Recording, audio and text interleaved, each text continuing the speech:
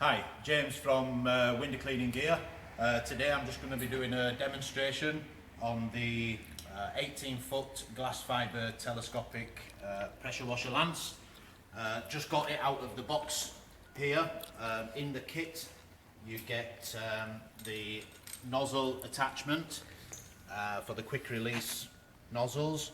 You get two fittings, the M22 which you can use on these sort of hoses, which is the Karcher, and the quick release which I'm using today, which is already in the end.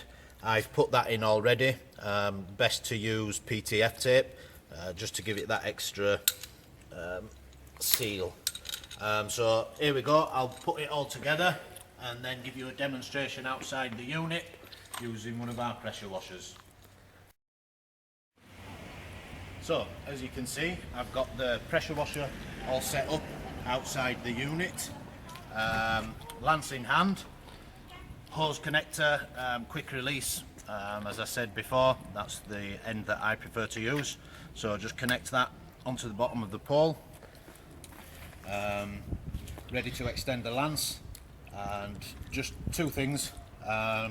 First, put your nozzle in the end.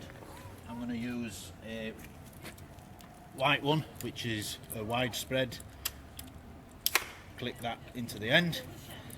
Just to say that on the brackets, just do not over tighten when you're going to tighten them up at the length that you want.